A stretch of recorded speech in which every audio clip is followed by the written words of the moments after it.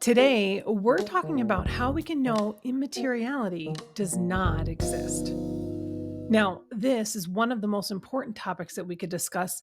It's so fundamental and practical because essentially what we're going to be talking about is the basic nature of reality. So, really, this is a topic that we can all connect with because we all make assumptions about the nature of reality. It's just a natural thing for us to do. As we interact with the world around us, we make assumptions and we form ideas about the way things are or about the nature of reality. Like, for example, you've probably come to think that reality includes physical things, right? But you also might have thought that reality includes non physical things or non physicality, which would be the same as saying that you might have come to think reality includes immateriality. And yeah, this is a really common idea. In fact, most people hold some sort of immaterialistic belief. And these beliefs are really widespread. Not only are they commonly held amongst individuals, but they're also widespread in the sense that they're present in so many different topics and areas of study. Like, for example, maybe one of the most obvious areas is in religion, because ideas of non physicality are commonly held in religion. But people also hold immaterialistic ideas about a lot of other things.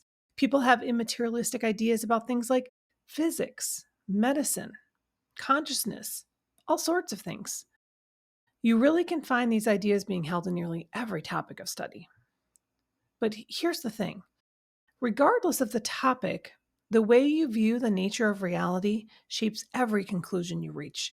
No matter which position you hold, whether you think immateriality exists or whether you think it doesn't, either way, your views about reality impact every conclusion you make.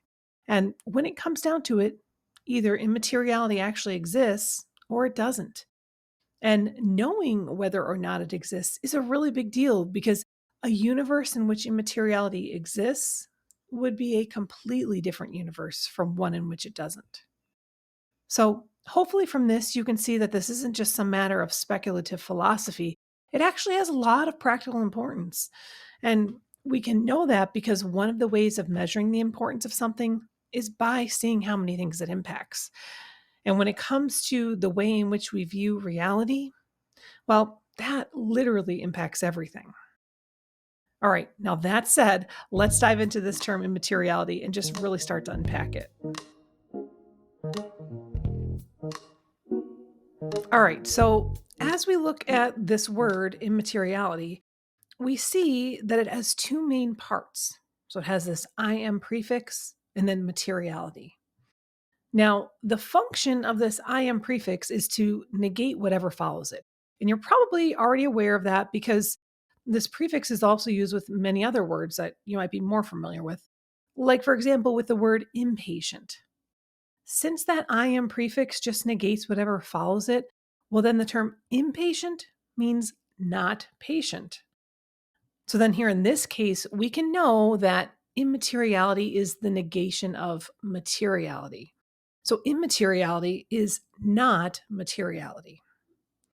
Now, since materiality is what's being negated here, it's going to be crucial that we understand what that is before we can really understand immateriality. So, what is materiality? Well, simply put, materiality is the property of being material or made up of matter.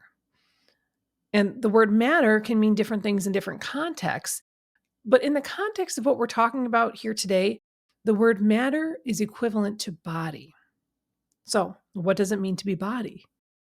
Well, the most basic explanation of body is that it's something that's occupying space. It takes up space. But we're going to expand on that, and really everything that we'll be talking about here today is what body is. Like, you'll see that each and every one of these attributes are just logically demanded by the basic notion of body. So, to start, body has extension. It has spatial extension. And this just means that it occupies space in three dimensions, which we all know as length, width, and height. And having extension, having these three dimensions, this is just an inherent aspect of being body. Now, since body has extension, since it has these three dimensions, well, that entails volume. And that's just because, as I'm sure you already know, volume is the measure of these three dimensions: length, width, and height. And really, volume is just another way of referring to something's three dimensional size. So, because of that, we can know that body has size. Matter just inherently has size. Now, as we said earlier, body occupies space. And given that body occupies space, then it must have a place or, a location. Because place is simply the space a thing occupies. And again, just like all these other attributes, location is an inevitable and unavoidable aspect of matter or of occupying space. Now, I just want to point out a note of distinction between these last two attributes, size and location. While size is how big something is in comparison to other things, location is where something is in relation to other things. So with size, we usually end up comparing two things by using terms like big or small. Like, for example, we might say this cube we see in the center here is big in comparison to this other smaller cube. But with place, we're talking about where something is in relation to where other things are. So with that, we would say that this small cube is to the right of the big cube. Or we might say that the small cube is in front of the sphere, that kind of thing. So size is in comparison to another thing, and location is in relation to another thing. All right. Now we're going to take a look at another attribute of matter, and this one is shape. And while with location, we talk about the space something occupies in relation to other things, with shape, we're talking about the space something occupies in relation to itself. So, what this means is that with shape, if we're trying to describe something's shape, then the way that we go about it would be to describe how one point of this particular thing relates to all other points of that thing. Now, in order to illustrate that, let's take a closer look at the sphere here. And we're going to use a sphere because it's really just the simplest shape to explain this with. Okay, so with the sphere, we could describe its shape by starting at its very center point. And then if we go out from that center point in every single direction, it would kind of look like this. And the amount of space that's occupied between that center point and each and every one of those outward points is exactly the same in any direction you go. And that's how we could describe the shape that this sphere has. It has this center point with all these equidistant radial points, and they're the same distance in every direction. The space is equal in all directions. Now, what this illustration does is that it demonstrates that the shape something has truly is the space it occupies in relation to itself. And again, as is the case with all these attributes, having shape is just a natural, unavoidable consequence of occupying space. And it's really so crucial for us to understand just how fundamentally inherent all these attributes are to the nature of matter itself. Because without having a thorough understanding of what materiality is, we won't really be able to understand what immateriality is supposed to be. Now, that said, what we find, of course, is that some things have one shape or form, and then other things have a different shape or form. And what underlies these different shapes is internal structure. Body has internal structure, which is the way parts are arranged. So it's the arrangement of parts. Where there is shape, there is internal structure that consists of parts being organized in some sort of arrangement, like with faces or bodies. The shape of the face or of the body is determined by internal structure. There's bones and muscles and organs, all that sort of thing. And these parts are put together in a particular way that gives the face its shape or that gives the body its shape. And we see the same sort of thing in architecture and in buildings. There's domes, there's archways. Internal structure underlies those shapes. The parts are constructed or arranged in a certain way. And again, internal structure, this arrangement of parts, is just an inherent attribute of matter. Now, the very fact of having parts logically leads to another unavoidable attribute of body, and that is divisibility. Having parts means that body or matter is divisible because, by definition, a part is a separable component of the whole. So, something that has parts is something that is divisible. And no matter how challenging it may be in practice, where there are parts, those parts are theoretically divisible from the whole. They can be broken down into smaller bits. And this act of division shows this fundamental attribute of matter or of physical objects, this attribute of divisibility. Now, because parts can be separated or moved, body has potential for rearrangement. If parts and particles can be divided, they can be moved, thus changing their arrangement. And this potential for rearrangement is the same as saying that body has potential for change. Matter can change, and that's just another unavoidable attribute of body. And this potential for change is nothing short of subjection to time, since time is simply the continuous sequence of changes. So body is inherently subject to time. All right, so I know we've covered a whole lot there. So let's just take a moment to do a quick recap and kind of summarize these attributes of materiality so we get a really good grasp of it as a whole. So, materiality is the property of being material, made up of matter or body. And body occupies space, it takes up space. And body has extension, length, width, and height. And because of that, we can know that body has volume or size. And since body occupies space, it has a place or location. And body has shape, which is simply the space it occupies in relation to itself. And what underlies this shape is internal structure, or, the arrangement of parts. And since a part is simply a component separated from the whole, we know that body has divisibility. And lastly, matter has potential for rearrangement. It can be moved, it has potential for change. And because of that, because it's subject to a sequence of changes, body is subject to time. It exists in time. All right. So now what we have just done is define materiality. And as you've heard me say, each and every one of these attributes are just logically demanded by matter. In other words, matter entails all of these attributes together. You can't just have some of these attributes without having all of them. It's literally all or nothing. So now that we have this full description of materiality clear in our minds, well, now we're prepared to understand what immateriality is supposed to be. Because remember, the term immateriality just means not materiality. It's the negation of materiality.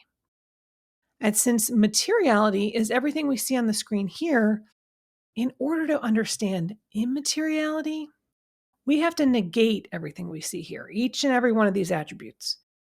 Because, yeah, remember, when it comes to these attributes, it's all or nothing. So we're going to go through each and every one of these. And as we go through this, really try to track with me and try to picture this negation of materiality, this idea of immateriality. Also, it's important to realize this isn't just our idea of immateriality. This is what immaterialists claim as well. So let's go through the list, starting at the top with matter or body, which is actually just a general umbrella term for all of these attributes.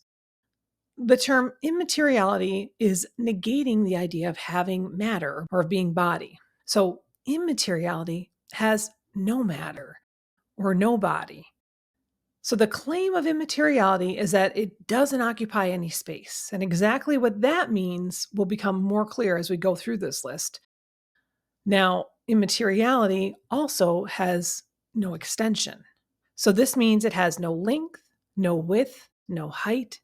It has no spatial extension whatsoever, okay? No three-dimensionality. It's not that it has extra dimensions, it's that it has no dimensions at all. It's dimensionless. So, no body, no matter, no extension. And another thing about immateriality is that it has no volume. It has no size at all. So just really try to picture this, which does not occupy any space. And keep in mind that it's not that it occupies a super small amount of space. So maybe if you're thinking it's something, super, super tiny, well, that's not it. It's that immateriality occupies absolutely no space. Now, another thing about immateriality is that it has no location, it has no place. Remember the cube we saw earlier when we were talking about location? How that little cube was to the right of the big cube and it was in front of the sphere? Well, with immateriality, we can't even use directional terms. Any directional language makes no sense at all. There's no here or there within materiality, no near or far, no next to or above or below.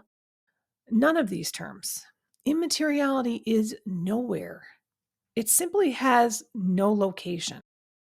So if you're thinking it's something that's just dispersed throughout everything, or maybe that it occupies all space, well, that's not it because immateriality has no location at all. Immateriality, by definition, negates location. It's not that it's located everywhere, it's that it's not located anywhere.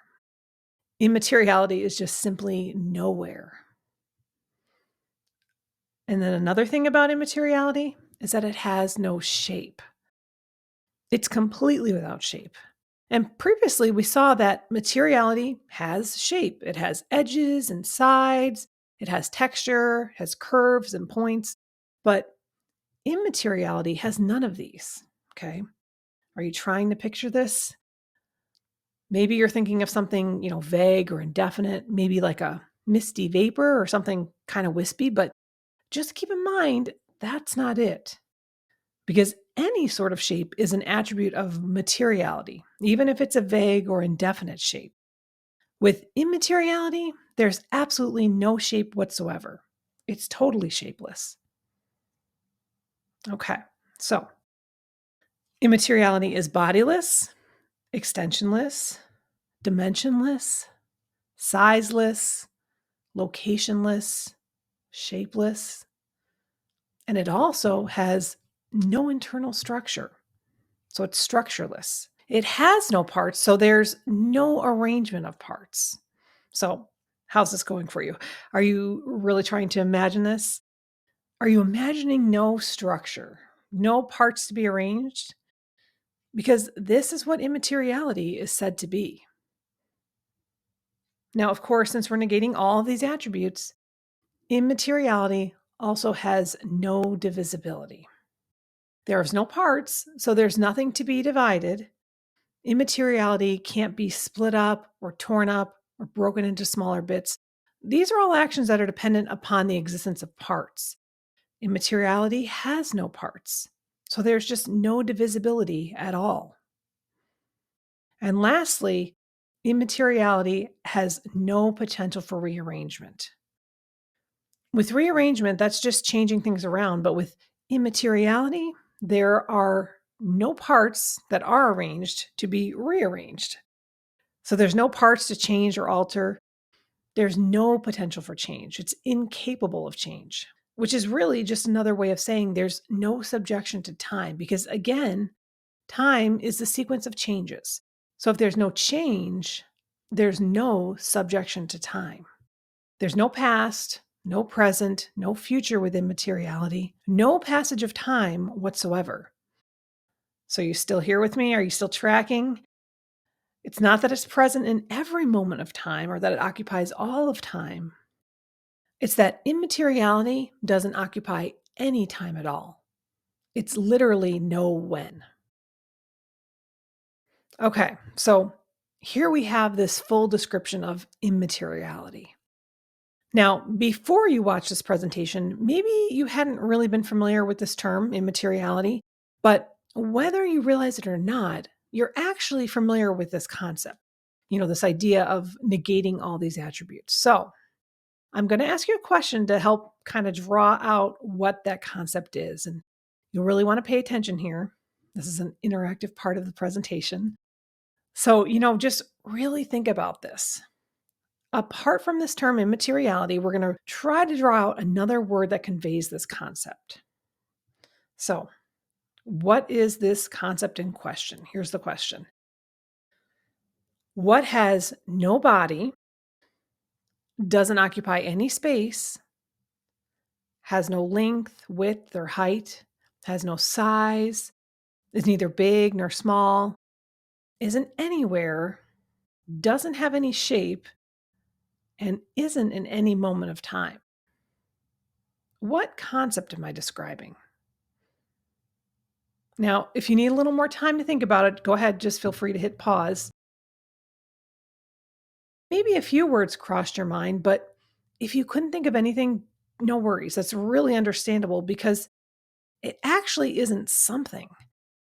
In fact, and maybe however many of you have thought of terms like this, but the actual concept that we're talking about here is nothingness or non existence. So let's just go with the term non existence. That's the basic idea here. And think about it. If someone asked you, what really is non existence? Have you ever really thought about what that word means? Like the concept that it's conveying? Because we all kind of casually just use words like this, and maybe we have a vague understanding of what it means, but imagine if a kid were to ask you, what's non existence? How would you explain it? Well, in essence, the negation of all these attributes is as full of a description that anyone could give. Because when we use this word, non existence, this is the idea that's being conveyed, this negation of all of these things. So we see here that the word immateriality and the word non existence are, in fact, referring to the same exact concept. Now, that said, what we actually can do is sum all of this up into one simple logical argument. So let's just make some room here so we can fit it all on the screen. So, what we've just covered is that this concept of non existence is the same as the concept of immateriality. And we're going to refer to it as X. Then we'll refer to the term immateriality as A and the term non existence as B. Okay. Now, if you're familiar with logic and argumentation, you may already know that basic argument structure includes at least two premises and a conclusion. So, for premise one, we have A equals X.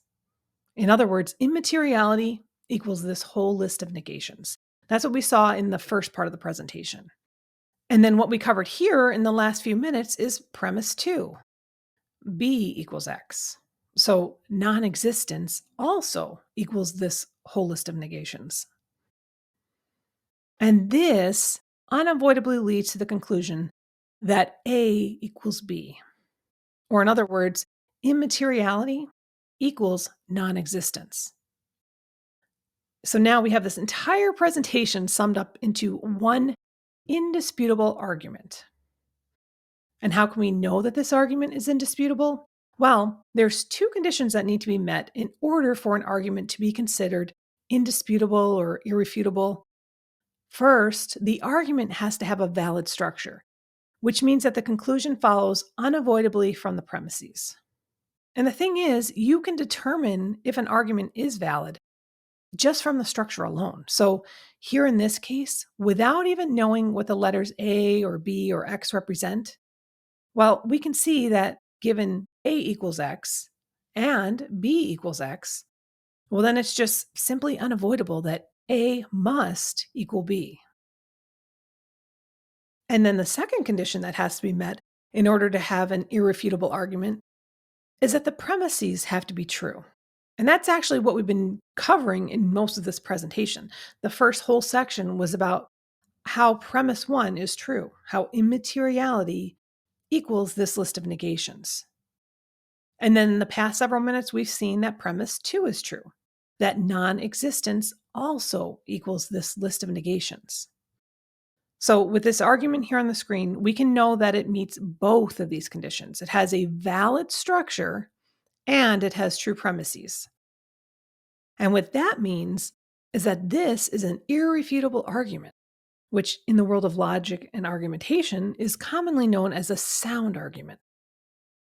And because this argument is sound or irrefutable, it has an inescapably true conclusion. So, that said, we can know that it is inescapable or absolutely certain that immateriality equals non existence. Now, obviously, to say that non existence exists is a self contradictory claim.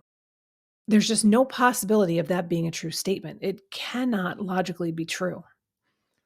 And since immateriality is the same as non existence, well, then saying immateriality exists is the same as saying non existence exists. So to say that immateriality exists would likewise be a self contradictory claim. There is no possibility of that claim being true. It simply cannot be true. In other words, it is impossible for immateriality to exist. Now, if you happen to notice that this channel is called Advancing Adventism, you may be wondering, what does this topic have to do with Adventism? Well, the early Seventh-day Adventists were materialists, meaning they believed that immateriality does not exist and that only matter exists. For the early SDAs, this was a foundational belief and a distinctive position that they held amongst the Christian world. And they had philosophical, scientific, and scriptural arguments in favor of materialism. You can find out more about that here on our channel. Feel free to subscribe and click the bell if you'd like to get notifications when new content is released. Thanks for watching.